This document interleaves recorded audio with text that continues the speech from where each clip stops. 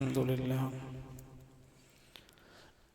لله الذي خلق فسوى والذي قدر فهدى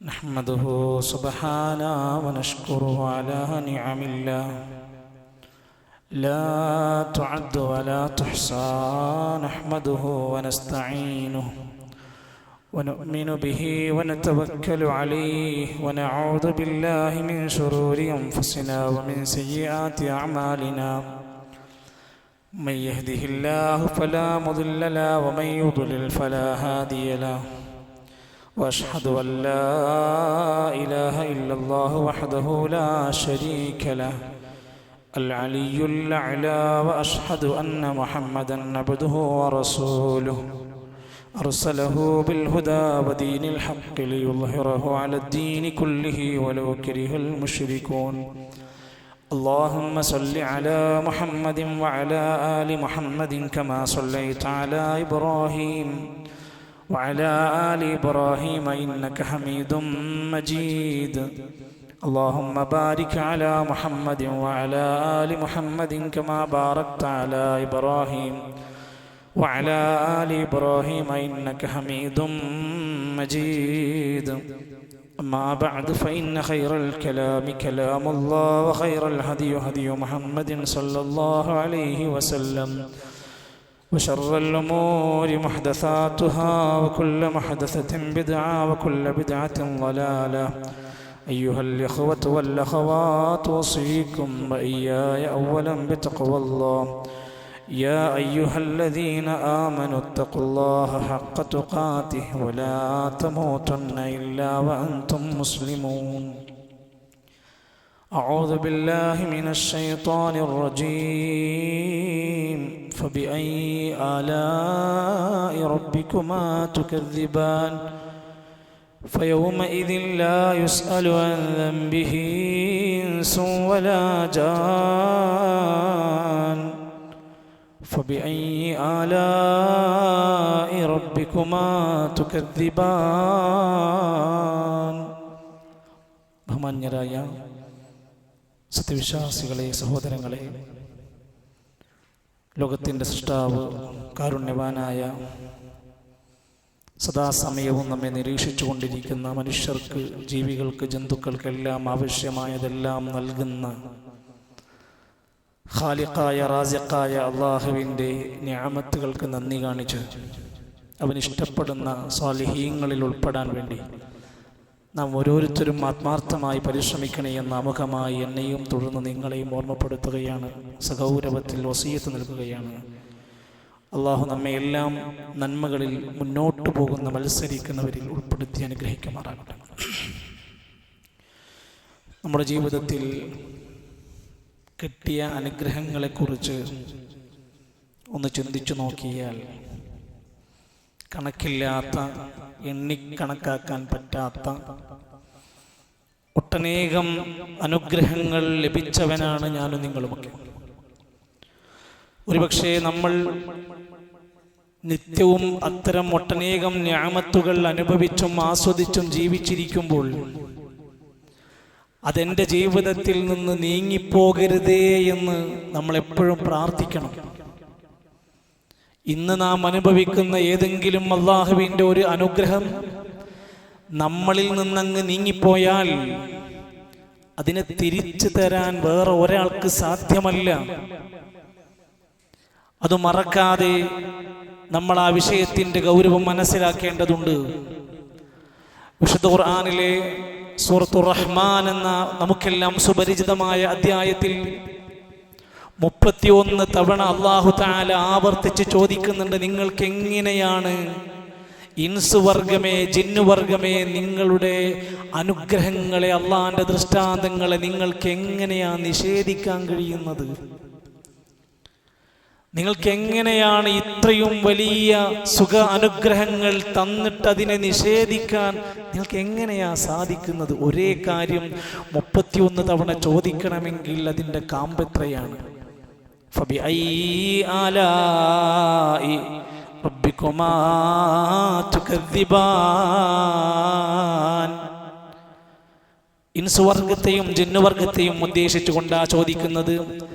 അള്ളാഹുവിൻ്റെ ആയാത്തുകളെ, അനുഗ്രഹങ്ങളെ നിങ്ങൾക്ക് രണ്ടു കൂട്ടർക്കും എങ്ങനെയാണ്, ഏതിനെയാണ് നിങ്ങൾക്ക് നിഷേധിക്കാൻ കഴിയുന്നത്?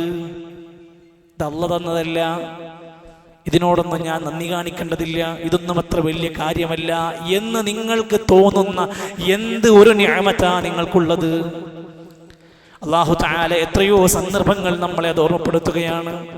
ഹിദായത്ത് എന്ന മഹത്തരമായ അനുഗ്രഹം നമുക്ക് ലഭിച്ചു. ഇസ്ലാമിൻ്റെ തീരത്തെത്താൻ കഴിഞ്ഞു, വിശുദ്ധ ഖുർആനിൻ്റെ വക്താക്കളാകാൻ കഴിഞ്ഞു. ഏറ്റവും വലിയ സന്മാർഗത്തിൻ്റെ വക്താക്കളാകാൻ കഴിഞ്ഞാൽ അതൊരു നിഅമത്ത് തന്നെയല്ലേ? ആരോഗ്യത്തോടെ നമുക്ക് ജീവിക്കാൻ കഴിയുന്നുണ്ടെങ്കിൽ അതും അള്ളാഹു നൽകിയിട്ടുള്ള വല്ലാത്തൊരു നിഅമത്താണ്. നിർഭയത്വത്തോടെ സുരക്ഷിതമായി നമ്മളും നമ്മുടെ കുടുംബവും ഈ നാട്ടിൽ ജീവിക്കുന്നുണ്ടെങ്കിൽ അതൊക്കെ വലിയ നിഅമത്താണ്. അതില്ലാത്ത രാജ്യങ്ങളെ കുറിച്ച് ചിന്തിച്ചാൽ മതി. മഹാനായ സുബൈർ ഇബ്നുൽ അവ്വാം റളിയല്ലാഹു അൻഹുവിന്റെ ചരിത്രത്തിൽ കാണാൻ സാധിക്കും, നബി സല്ലല്ലാഹു അലൈഹി വസല്ലമ തങ്ങൾ സൂറത്തു തകാസുറിലെ ഒരു ചെറിയ ആയത്തെടുത്ത് വിശദീകരിക്കുകയാണ്. നിങ്ങൾക്ക് എന്തെങ്കിലും ഒരു നിഅമത്ത് കിട്ടിയിട്ടുണ്ടെങ്കിൽ നിങ്ങളെല്ലാവരും അത് നാളെ പരലോകത്ത് ചോദ്യം ചെയ്യപ്പെടും.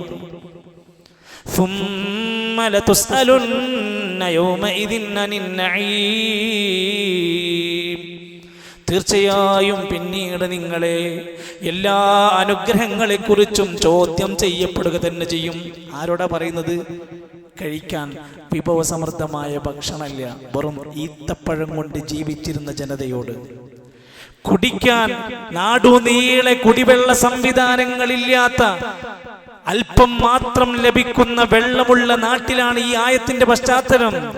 സുബൈർ ഇബ്നുൽ അവ്വാം റളിയല്ലാഹു അൻഹു ചോദിക്കുകയാണ്, ഇന്നഹുമല്ലസ്വദാൻ, നബിയേ, ഈ ഈത്തപ്പഴം കൊണ്ടും വെള്ളം കൊണ്ടും ജീവിക്കുന്ന ഞങ്ങളൊക്കെ ഇതിന്റെ പേരിൽ ചോദ്യം ചെയ്യപ്പെടുമോ? പേടിയോടെയാണ് ആ ചോദ്യം. ഫഖാല നബിയു സല്ലല്ലാഹു അലൈഹി വസല്ലം, പ്രവാചകൻ കൊടുത്ത മറുപടി, അമാ ഇന്നഹു സയകൂൻ. അതെ, അത് കിട്ടിയിട്ടുണ്ടോ എങ്കിൽ അത് ചോദ്യം ചെയ്യപ്പെടുന്നത് തന്നെയാണ്. സുഹൃത്തുക്കളെ, നമ്മൾ ഒരിക്കലെങ്കിലും ചിന്തിച്ചു നോക്കിയിട്ടുണ്ട്, നമുക്ക് വിശപ്പെന്ന് പറയുന്ന വല്ല പ്രയാസം ഉണ്ടായിട്ടുണ്ടോ? മഹാനായ നമ്മുടെ നേതാവ് റസൂൽ കരീം സല്ലല്ലാഹു അലൈഹി വസല്ലമ വീട്ടിൽ നിന്ന് പുറത്തിറങ്ങി, വയറ് കാളിയിട്ട് ഭക്ഷണമില്ലാഞ്ഞിട്ട് വിശപ്പ് താങ്ങാനാവാതെ വീട്ടിൽ നിന്ന് പുറത്തിറങ്ങി നടക്കുകയാണ്. കുറച്ചങ്ങ് ദൂരം നടന്നപ്പോ രണ്ടാളുകളെ, പരിചയമുള്ള ആളുകളെ കാണുകയാണ്. അബൂബക്കറിൻ വ ഉമർ ഇബ്നുൽ ഖത്താബ് റളിയല്ലാഹു അൻഹുമാ. പ്രമുഖരായ രണ്ട് സഹാബിമാരെയാണ് കാണുന്നത്, അബൂബക്കർ റളിയല്ലാഹു, ഉമർ റളിയല്ലാഹു അൻഹു. ഇവരോട് ചോദിക്കുകയാണ്, നിങ്ങൾ എന്തിനാ വീട്ടിൽ നിന്ന് പുറത്തിറങ്ങി നടക്കുന്നത്? അവര് പറഞ്ഞു, ഇല്ലൽ ജൂ യാ റസൂലല്ലാഹ്. റസൂലേ, സത്യം പറയാലോ, വിശന്നിട്ടാണ്. വിശപ്പ് താങ്ങാനാവാതെ, സഹിക്കവയ്യാതെ എന്തെങ്കിലും ഒരു പരിഹാരം ഉണ്ടാകുമോ നോക്കാൻ പുറത്തിറങ്ങി നടന്നു നോക്കുകയാണ്. 3 പേരും കൂടെ യാത്ര ഇങ്ങനെ വഴിയിലൂടെ നീങ്ങി ഒരു അൻസാരിയുടെ വീട്ടിൽ പ്രതീക്ഷയോടെ കയറി ചെല്ലുകയാണ്. വീട്ടിൽ ആ സ്വഹാബി അവിടെ ഉണ്ടായിരുന്നില്ല. ഭാര്യ കയറിയിരിക്കാൻ പറഞ്ഞു. ആതിഥ്യ മര്യാദകളെല്ലാം പാലിക്കുകയാണ്. ആ വീട്ടിലേക്ക് വന്ന 3 വിശിഷ്ട അതിഥികളെ കണ്ടപ്പോൾ ആ വീട്ടിലെ ഉമ്മ സഹോദരി അതാ അവിടെ നിന്ന് കൊടുക്കുകയാണ്, ഭക്ഷണം കൊടുക്കുക. എന്താ കൊടുത്തത്? ബുസ്റും വതംറും വറുതബുൻ, കുറച്ച് ഈത്തപ്പഴാണ്. അങ്ങനെ അത് കൊടുത്ത് കുറച്ച് കഴിഞ്ഞപ്പോൾ സ്വഹാബി വന്നു. ഇന്നെനിക്ക് വിശിഷ്ടമായ അതിഥികളാണല്ലോ എന്ന് വിചാരിച്ച് ഈ വിശന്ന് വരഞ്ഞ സംഭവം ഒന്നും പറഞ്ഞില്ല. അവർക്ക് വേണ്ടി സൽക്കാരം ഒരുക്കി ഒരു ആടിനെ അറുത്ത് ഭക്ഷണമൊക്കെ കഴിച്ച് അവിടുന്ന് 3 പേരും പുറത്തിറങ്ങി നടക്കുക. ആ സമയത്ത് നബി സല്ലല്ലാഹു അലൈഹി വസല്ലം അവരോട് പറയുകയാണ്, ലതുസ്അലുന്ന അൻ ഹാദാ, ഈ ഒരു കാര്യത്തെക്കുറിച്ച്, അനിൻ നഈമി യൗമൽ ഖിയാമ. ആരോട്? അബൂബക്കർ റളിയല്ലാഹു അൻഹുവോട്, ഉമർ റളിയല്ലാഹു അൻഹുവോട് പറയാണ്, ഈ നിഅമത്തിനെ കുറിച്ച് നാളെ പരലോകത്ത് റബ്ബ് തീർച്ചയായും ചോദ്യം ചെയ്യപ്പെടുന്നതാണ്. വിശന്ന് വലഞ്ഞുകൊണ്ടാണ് നമ്മൾ പുറത്തിറങ്ങി നടന്നത്. നമ്മൾ തിരിച്ചു പോകുന്നത് ആവശ്യമുള്ള ഭക്ഷണം കഴിച്ചുകൊണ്ടാണ്. നമ്മൾ ഈ പശ്ചാത്തലം നമ്മുടെ വീട്ടിൽ എത്ര തവണ പറയേണ്ടി വരും? സൽക്കാരം കൊണ്ട് മനം മടുത്തവരാണ് നമ്മൾ. രുചികരമായ ഭക്ഷണങ്ങൾ കഴിച്ചു മടുത്ത് വേണ്ടാന്ന് പറയുന്നവരാണ് നമ്മൾ. ഒരു ജീവിതത്തിന്റെ അന്നം കിട്ടാൻ അല്ലെങ്കിൽ ജീവിതത്തിന്റെ വിശപ്പടക്കാൻ വേണ്ടി പുറത്തിറങ്ങി നടന്നവരോടാ പറയുന്നത്, ഇത് ചോദ്യം ചെയ്യപ്പെടൂട്ടോ. സഹോദരങ്ങളെ, പ്രമാണങ്ങൾ പരിശോധിച്ചാൽ നമുക്ക് കാണാൻ സാധിക്കും, നമ്മുടെ മുൻഗാമികളായ പ്രവാചകന്മാർ അള്ളാഹു തന്ന നിഅമത്തിന് നന്ദിയുള്ളവനായി മാറാൻ വേണ്ടി പ്രാർത്ഥിച്ചവരായിരുന്നു നബിമാര്. സുലൈമാൻ നബി അലൈഹിസ്സലാമിന്റെ ദുആ നോക്കൂ നിങ്ങൾ. റബ്ബി ഔസിഅനി അൻ അശ്കുറ നിഅമതക അല്ലതി അൻഅംത അലയ്യ വഅലാ വാലിദയ്യ. അല്ലാഹുവേ, നീ തന്ന നിഅമത്തുകൾക്ക് നന്ദി കാണിക്കാൻ എന്നെ സഹായിക്കണം അല്ലാ. എനിക്കും എൻ്റെ മാതാപിതാക്കൾക്കും നൽകിയ അനുഗ്രഹങ്ങൾക്ക് നന്ദിയുള്ളവനാകാൻ എന്നെ സഹായിക്കണം റബ്ബേ. സുലൈമാൻ നബിന്റെ പ്രാർത്ഥന. മഹാനായ മൂസാ നബി അലൈഹിസ്സലാമിന്റെ പ്രാർത്ഥനയുടെ അള്ളാഹിനോട് പ്രതിജ്ഞയായി പറയാണ്, റബ്ബി ബിമാ അൻഅംത അലയ്യ ഫലൻ നകൂന ളഹീറൻ ലിൽ മുജ്രിമീൻ. റബ്ബേ, നീ നൽകിയ നിഅമത്ത് കൊണ്ട് ഞാൻ ഒരിക്കലും കുറ്റവാളികൾക്ക് ഒരു സഹായിയായി മാറുന്നവനാകില്ല അല്ലാഹ്. പാപം ചെയ്യാൻ, കുറ്റം ചെയ്യാൻ നീ തന്ന നിഅമത്ത് വെച്ചുകൊണ്ട് ഞാൻ സഹായിക്കില്ല റബ്ബേ. അല്ലാഹുവിന്റെ ഖുർആനിന്റെ അഹ്ലികാരോട് നമ്മളോടൊക്കെ പറഞ്ഞു, ബലില്ലാഹ ഫഅബ്ദു വകും മിനശ്ശാകിരീൻ. അല്ലാഹനെ ആരാധിക്കുക, അല്ലാഹ്ക്ക് ശുക്ർ ചെയ്യുന്നവരായി മാറുക. കേവലം ഒരു ശുക്രിന്റെ വാക്കിലല്ല, പ്രവർത്തനം കൊണ്ട്, വിശ്വാസം കൊണ്ട്, സ്വഭാവം കൊണ്ട്, കർമ്മം കൊണ്ട് ജീവിതത്തിലുടനീളം പടച്ചവൻ തന്നത് മറക്കാതെ ഒരു നിഅമത്തുള്ള ശുക്രിന് കാണിക്കുന്ന വ്യക്താവായി നമ്മൾ മാറണം. നബി സല്ലല്ലാഹു അലൈഹി വസല്ലമ തങ്ങൾ പഠിപ്പിക്കാൻ ഒരു പ്രാർത്ഥനയുണ്ട്. ആ പ്രാർത്ഥന ഒരാൾ പകൽ സമയത്ത് രാവിലെ പ്രാർത്ഥിച്ചാൽ അന്നത്തെ പകല് മുഴുവൻ അവൻ നന്ദി കാണിച്ചവനാണ്. നമ്മൾ പ്രാർത്ഥിച്ചോ? ഇന്ന് പ്രഭാതത്തിൽ നമ്മൾ പ്രാർത്ഥിച്ചു, ഏതാ? അല്ലാഹുമ്മ മാ അസ്ബഹ ബി മിൻ നിഅമതിൻ ഔ ബിഅഹദിൻ മിൻ ഖൽഖിക് ഫമിൻക വഹദക ലാ ശരീക ലക് ഫലകൽ ഹംദു വലകശ് ശുക്ർ. ഇന്ന് രാവിലെ പ്രാർത്ഥിക്കേണ്ടതായിരുന്നു. اللهم ما أصبح بي من نعمة أو بأحد من خلقك فمنك وحدك لا شريك لك فلك الحمد ولك الشكر. അല്ലാഹുവിനെ സ്തുതിച്ചുകൊണ്ട്, അല്ലാഹുവിനോട് വാഗ്ദാനം പറഞ്ഞുകൊണ്ട്, നിഅമത്തുകളെ സ്മരിച്ചുകൊണ്ട് അല്ലാഹുവിനോട് ശുക്ർ പറയുന്ന ഈ പ്രാർത്ഥന ചൊല്ലിയാൽ ഫഖദ് അദ്ദാ ശുക്ര ദാലികൽ യൗം. അന്നത്തെ പകൽ അവൻ അല്ലാഹുവിനോട് ശുക്ർ കാണിച്ചവനാണ്. اللهم ما أمسى بي من نعمة أو بأحد من خلقك فمنك وحدك لا شريك لك فلك الحمد ولك الشكر. ചെറിയൊരു വ്യത്യാസം.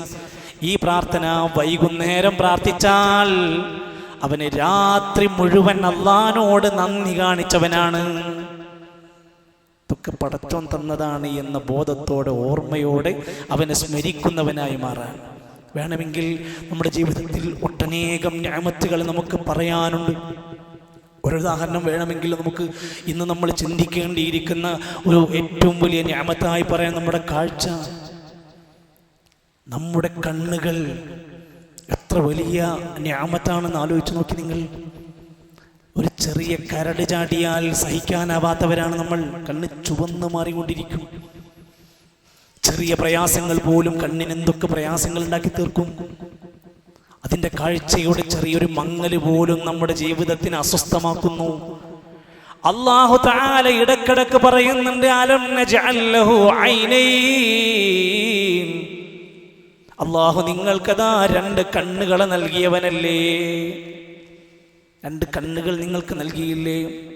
നിങ്ങൾക്ക് കാഴ്ചശേഷി നൽകിയില്ലേ? വജഅല ലകുമുസ് സമഅ വൽ അബ്സാറ വൽ അഫ്ഇദ. നിങ്ങൾക്ക് കാഴ്ച തന്നില്ലേ? കേൾവി തന്നില്ലേ? ചിന്താശേഷി തന്നില്ലേ?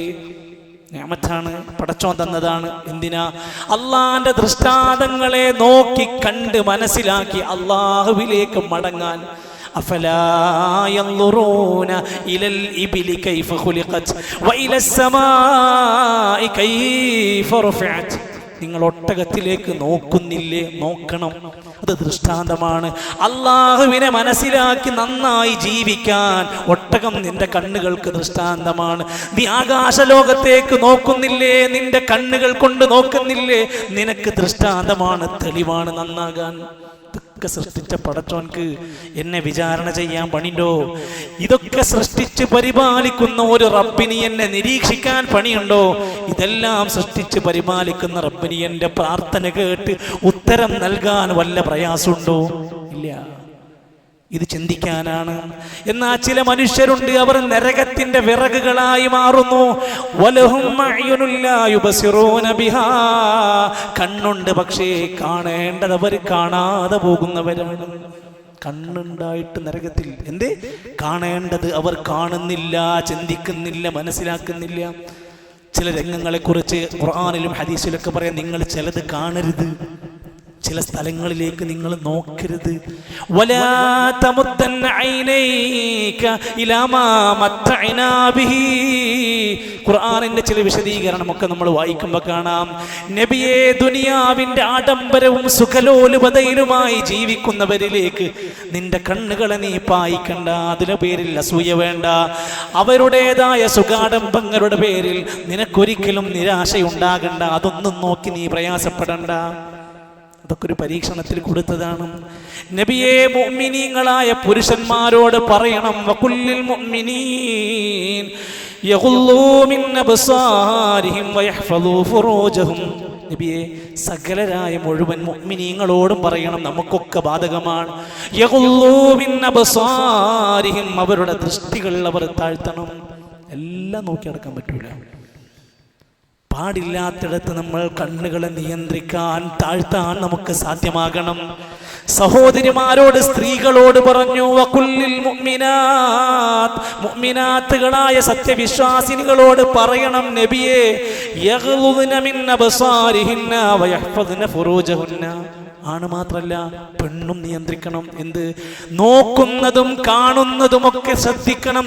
അവർ അരുതാത്തതിൻ്റെ മുമ്പിൽ അവരുടെ കാഴ്ചകളെ, കണ്ണുകളെ നിയന്ത്രിക്കാൻ പറയണം, താഴ്ത്താൻ പറയണം. നബിയെ, മര്യാദയാ പഠിപ്പിച്ചിരുന്നത്. സല്ലല്ലാഹു അലൈഹി വസല്ലം തങ്ങൾ പറയണ, ഈ കണ്ണുകൊണ്ട് നരകത്തുനിന്ന് രക്ഷപ്പെടാനുള്ള 2 മാർഗം പഠിപ്പിച്ചു തന്നു. അതാണ് ഒരു നിഅമത്തിന്റെ ഗുണം. ആ നിഅമത്ത് നല്ലപോലെ ഉപയോഗിച്ചാൽ അയാൾക്ക് സ്വർഗത്തിലെത്താനുള്ള വഴിയുണ്ട്. ഐനാനി, 2 കണ്ണുകൾ, ലാ തമസ്സുഹുമന്നാർ, അതൊരിക്കലും നരകം സ്പർശിക്കാത്ത കണ്ണുകളാണ്. ഒന്ന്, ഐനുൻ ബകത് മിൻ ഖശിയത്തില്ലാ. നമുക്ക് എപ്പോഴെങ്കിലും ഈ ആയുസിന്റെ അടക്ക്, ഈ നൂറ്റാണ്ടിന്റെ അടക്ക് നമുക്ക് എപ്പോഴെങ്കിലും തോന്നിയിട്ടുണ്ടോ? ഐനുൻ ബകത് മിൻ ഖശിയത്തില്ലാ. മക്കൾ ആശുപത്രിയിലായി, ഭാര്യയ്ക്ക് സുഖമില്ലാതായി, വേറെന്തോ എമർജൻസി പ്രശ്നം വന്നു, മനസ്സറിയാതെ നമ്മൾ വിങ്ങിപ്പൊട്ടി കരയും. അള്ളാഹുവിനെ ഓർത്ത്, അള്ളാഹുവിനെ ഭയപ്പെട്ടുകൊണ്ട് കരയുന്ന കണ്ണുകളാണോ? നരകത്തിൽ വീഴൂല. വൈനുൻ, 2ാമത്തെ കണ്ണ്, ബാതത് തഹ്റുസു ഫീ സബീലില്ലാഹ്, അള്ളാന്റെ മാർഗത്തിൽ ഉറക്കമൊഴിച്ച് കാവലിരിക്കുന്ന കണ്ണുകളാണ്. അള്ളാഹുവിൻ്റെ മാർഗത്തിൽ, സത്യത്തിൽ, നന്മയുടെ മാർഗത്തിൽ ഉറക്കമൊഴിച്ച കണ്ണുകളാണ്. ഇതൊക്കെ നമ്മളൊന്ന് അട്ടിവരയിട്ട് വിശദീകരണം ആവശ്യമില്ലാതെ നമുക്ക് മനസ്സിലാക്കാൻ സാധിക്കും. എന്നാൽ ചിലപ്പോൾ ചില ആളുകൾക്ക് കാഴ്ച എന്ന സംവിധാനം, ശേഷി നഷ്ടപ്പെടുന്ന അവസ്ഥയുണ്ടാകാം. അത് ഇല്ലാതെ ജനിക്കുന്നവരുണ്ടാകാം. കാഴ്ച പരിമിതരാകുന്ന, അതിൻ്റെ രൂപത്തിലുള്ള വൈകല്യങ്ങൾ വല്ലതും ബാധിച്ചാൽ അവരും മനസ്സിലാക്കണം, ഇതും ഒരു നിഅമത്താണ്, ഒരു പരീക്ഷണമാണ്. എങ്ങനെയാ?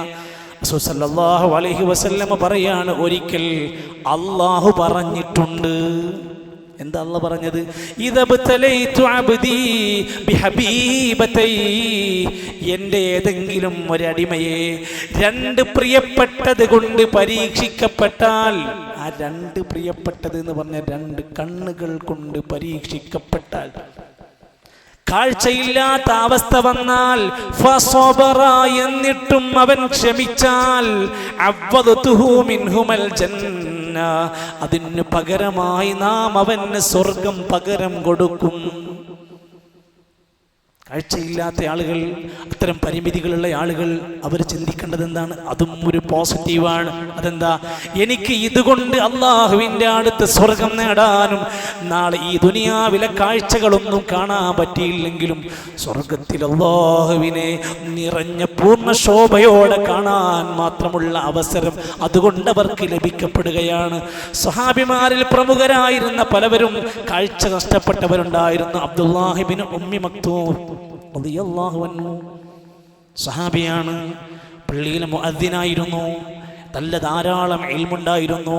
എത്രയോ ഹദീസുകൾ മനഃപ്പാഠമാക്കിയത് പഠിപ്പിച്ചയാളായിരുന്നു. എന്തിനേറെ അത്തരം ഒരു പരിമിതി ഉണ്ടായിട്ട് പോലും യുദ്ധരംഗത്ത് പങ്കെടുത്ത് ഖാദിസിയ എന്നറിയപ്പെടുന്ന യുദ്ധത്തിലാണ് അന്ധനായ കാഴ്ചപരിമിതനായ അബ്ദുല്ലാഹി ഇബ്നു ഉമ്മി മക്തൂം റളിയല്ലാഹു അൻഹു മരിക്കുന്നത്. വെറുതെരിക്കല്ല, ഒരു യാചനയുടെ വഴിയായി കാണില്ല. ആ കാര്യം വരെ അള്ളാഹുവിന് ഇഷ്ടപ്പെട്ട മാർഗത്തിലേക്ക് കൊടുക്കുകയാണ്. ഇമാം ബുഖാരി റഹ്മത്തുള്ളാഹി അലൈഹി ആരായിരുന്നു? കുഞ്ഞുനാളുകളിൽ ശരിക്ക് കാഴ്ചക്ക് നല്ല പ്രയാസം ഉണ്ടായിരുന്നു.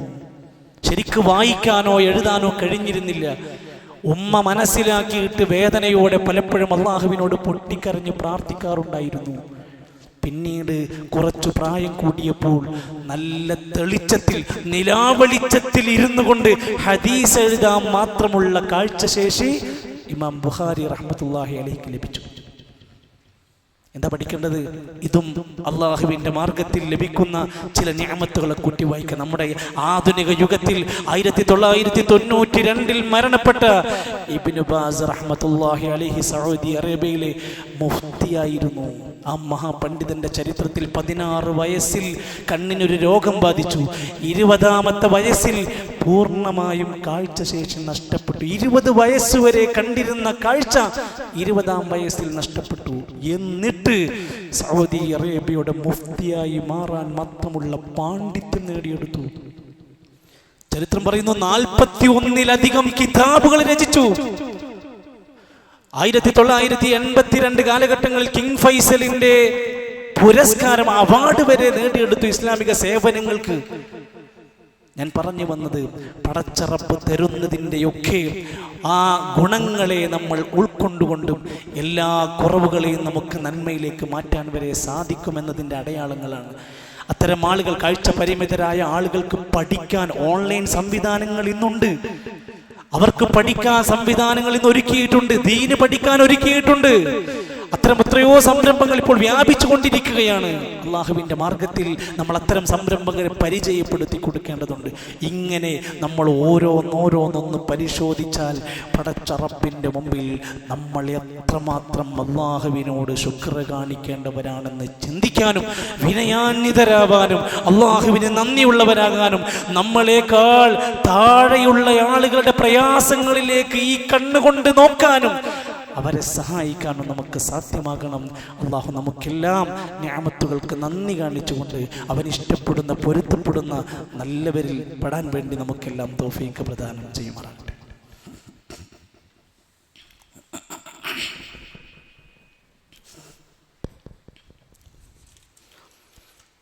അൽഹംദുലില്ലാഹി ജല്ല ഫിഅല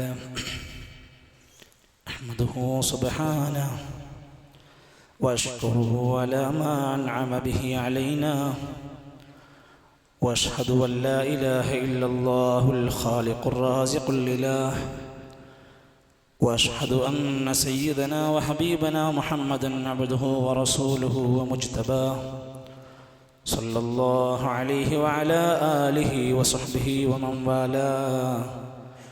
أيها الإخوة والأخوات أوصيكم وإياي ثانيا بتقوى الله. അള്ളാഹുവിൻ്റെ നിയമവിലക്കുകൾ പാലിച്ചുകൊണ്ട് പടച്ചറപ്പിൻ്റെ നല്ല അടിമകളായി ജീവിക്കാനും ഈമാനോടുകൂടെ മരിക്കാനും നമ്മൾ ഓരോരുത്തരും ആത്മാർത്ഥമായി പരിശ്രമിക്കണമെന്ന് എന്നെയും നിങ്ങളെയും ഓർമ്മപ്പെടുത്തുകയാണ്. അള്ളാഹു അനുഗ്രഹിക്കുമാറാകട്ടെ. പരിശുദ്ധ ഖുർആൻ അത് വായിക്കുമ്പോൾ, അതിലെ വിഷയങ്ങൾ പഠിക്കുമ്പോൾ 3 ബലികളെ ഖുർആൻ പരിചയപ്പെടുത്തുന്നുണ്ട്. ആദ്യം നടന്ന ബലി ആദം നബി അലൈഹിസ്സലാമിൻ്റെ 2 മക്കളിലാണ്. ഹാബീൽ, ഖാബീൽ എന്നാണ് അവരുടെ പേര്. രണ്ടുപേരും ഒരു ബലി നേർച്ച ചെയ്തു. രണ്ടുപേരും അത് നിർവഹിച്ചു. ഹാബീലിൻ്റെത് സ്വീകരിച്ചു, കാബീലിൻ്റേത് സ്വീകരിച്ചില്ല. ചരിത്രം പറയുന്നു, കാബീൽ അത് ചെയ്യുമ്പോൾ നിയ്യത്ത് ശരിയായിരുന്നില്ല, നല്ലൊരു നിയ്യത്തിലല്ലായിരുന്നു. അക്കാരണത്താൽ അത് സ്വീകരിക്കപ്പെട്ടില്ല, തള്ളപ്പെട്ടു. അതിൻ്റെ പേരിലാണല്ലോ കാബീൽ ഹാബീലിനെ കൊന്നു കളഞ്ഞ സംഭവം വിശദീകരിക്കുന്ന ആദ്യത്തെ കൊലപാതകം നടന്നത്. രണ്ടാമത് നടന്നത് മഹാനായ മൂസാ നബി അലൈഹിസ്സലാമിൻ്റെ ബനൂ ഇസ്രായേലുകാരുടെ ചരിത്രം പറയുന്നിടത്ത് നിങ്ങളൊരു പശുവിനെ അറുക്കണമെന്ന് പറഞ്ഞു. അങ്ങനെ അത് അറവ് നടക്കാതിരിക്കാൻ അവർ പല ചോദ്യങ്ങളും ചോദിച്ചു നോക്കി. അവസാനം അവർക്കത് അങ്ങനെ അറുത്തേ പറ്റൂ എന്ന മതനിയമം വന്നു. ഏറ്റവും മുന്തിയ ഇനം ഉരുവിനെ തന്നെ അവർക്ക് അറക്കാൻ കഴിഞ്ഞു. പക്ഷേ മനമില്ല, മനസ്സോടെ അവർ അത് ചെയ്തത് കൊണ്ട് ഖുർആൻ പറഞ്ഞു, ഫദബഹൂഹാ വമാ കാദൂ യഫ്അലൂൻ. അവര് അറക്കല്ല, അവര് കൊല്ലാണ് ചെയ്തത്. ശരിക്കും ശ്രദ്ധിക്കണം കേട്ടോ. മൂന്നാമത്തെ അറിവ് ഇബ്രാഹിം നബി അലൈഹിസ്സലാത്തു വസ്സലാമിൻ്റെ മകൻ ഇസ്മായിൽ നബിനെയാണ്. അറിവിന് വേണ്ടിയുള്ള എല്ലാം തീരുമാനമായി. നേർച്ച ചെയ്ത് അല്ലെങ്കിൽ തീരുമാനിക്കപ്പെട്ട കാര്യം നടപ്പിലാക്കാനുള്ള എല്ലാം ഓക്കെയാക്കി. അവസാന സമയത്ത് ഇത് നടപ്പിലാകും, അല്ലെങ്കിൽ ഇബ്രാഹിം നബി അലൈഹിസ്സലാം ഇത് പൂർത്തിയാക്കുമെന്ന് മനസ്സിലാക്കിയപ്പോൾ ഇനി വേണ്ടതില്ല. അറിവ് ശരിക്കും നടന്നിട്ട് പോലുമില്ല. പകരം നടന്നത്